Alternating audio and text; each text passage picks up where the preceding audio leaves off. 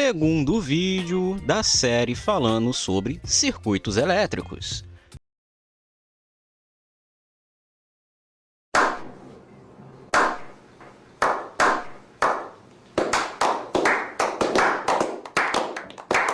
Pois é, promessa é dívida, e por isso cá estou eu, para dar prosseguimento para este conteúdo, né? E hoje nós vamos falar da parte da eletrodinâmica que muitas vezes pode causar um pouco de confusão na mente do estudante. As leis de Ohm. Simbora?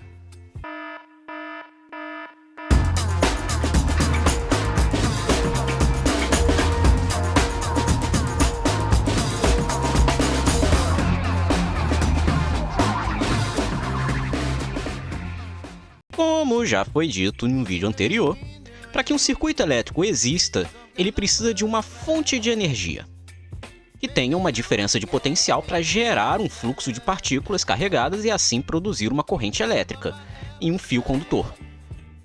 Vamos dar uma olhada em como acontece essa passagem. Ocorre que quando falamos de um fluxo elétrico, ou melhor, fluxo de partículas elétricas, não são qualquer partículas que vão se movimentar. Serão apenas os chamados elétrons livres, tá? Eles estão ali ociosos, né? E quando você bota uma diferença de potencial, você gera um campo elétrico, e esse campo elétrico reordena esses elétrons, né? Para eles poderem passar ali no fio. Além disso, esses elétrons livres podem ter uma dificuldade maior ou menor, dependendo da estrutura atômica e molecular da substância que ele se move. Essa facilidade ou dificuldade da passagem de uma corrente é o que chamamos de resistividade. Quanto maior for a dificuldade, maior é essa resistividade. Mas do que depende essa tal resistividade, sensei? Na verdade, essa resistividade depende apenas do material. Ou seja, dependendo do material, a resistividade vai ser maior ou menor.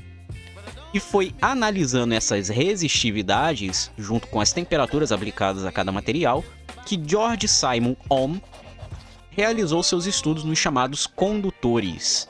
Aquelas substâncias que possuem capacidade de passagem de corrente elétrica mais facilmente, como os metais, tá? E só um parênteses aqui. Na época, o elétron ainda não tinha sido descoberto, tá? Ohm percebeu que, ao mudar as dimensões do condutor, ou seja, o comprimento dele, ou então a área dele, a área transversal dele, a dificuldade ou facilidade de passar corrente mudaria. Mas como a resistividade, que depende do material, não mudava, ele conseguiu determinar matematicamente uma relação entre essas duas grandezas. Surge a ideia de resistência elétrica. E a fórmula descoberta por Ohm foi exatamente essa aqui. Nela, temos que a resistência elétrica de um condutor depende apenas do material que ele é feito e associado com as suas dimensões físicas. Essa é a chamada segunda lei de Ohm. Contudo, seria possível ir mais além nessa história toda. Através de diversos estudos empíricos, Ohm conseguiu compreender outra coisa. De fato, alterar as dimensões físicas de um condutor modifica a capacidade que ele tem de permitir que ele passe uma corrente. Isso quer dizer que seria possível fazer uma relação entre a corrente e a resistência elétrica. E, de fato, é bem possível. E através de novas observações e estudos matemáticos, Ohm formulou o que conhecemos hoje como primeira lei de Ohm, no qual diz que a resistência elétrica associada a um circuito é diretamente proporcional à diferença de potencial aplicada no circuito e inversamente proporcional à corrente que nele passa. Ou seja, no final das contas, ele chegou à conclusão de que a resistência ela seria uma constante, né? Portanto, qualquer componente elétrico que passe uma corrente elétrica por ele, podemos determinar a sua resistência apenas sabendo essas duas informações, que é a corrente elétrica e a diferença de potencial, né? Ou a voltagem, como você preferir. E não precisamos saber a natureza do material que é usado como condutor. Mas atenção! Essa lei só vale para os chamados resistores ômicos, ou condutores ômicos. Os resistores ômicos são uma classe de resistores muito especiais. Isso porque são componentes que possuem a capacidade de manter a sua resistência constante ao longo do tempo, desde que a temperatura do sistema permaneça constante ou varie pouco. Isso quer dizer que quando existe uma variação de temperatura um tanto grande, a primeira lei de Ohm deixa de valer. Isso é bem fácil de visualizar quando olhamos o gráfico de um resistor ohmico. Note o seguinte, o gráfico gerado é uma reta, certo? Isso faz sentido já que quando reorganizamos a fórmula da primeira lei, o que aparece é uma função do primeiro grau, onde a DDP, diferença de potencial, está em função da corrente. Mas olha o principal problema de funções de primeiro grau. Elas são infinitas. Como assim? Acontece que à medida que você aumenta a corrente, a DDP aumenta proporcionalmente, certo? Mas se você aumentar demais a corrente na vida real, o material não vai aguentar e vai fundir. Isso porque a passagem de corrente em um condutor gera um aumento de temperatura, o famoso efeito Joule.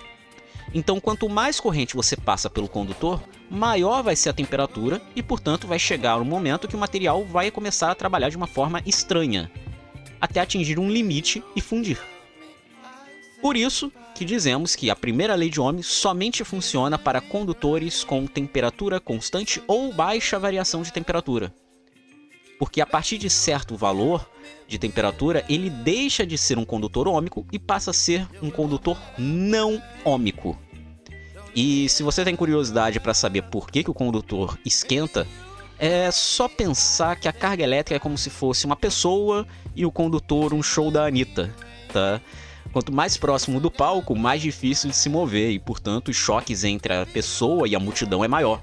Logo, temos um aumento de temperatura. E é isso. Esse foi o vídeo de hoje, espero que tenha gostado. Se sim, lembra de deixar o like, se inscreve se não for inscrito e ativa o sininho para não perder nada. Também temos um Discord que avisa tudo que rola por aqui. E tem um cantinho especial para você conversar sobre esse e outras questões de física. O link vai estar aqui na descrição, hein? Tamo junto e em té!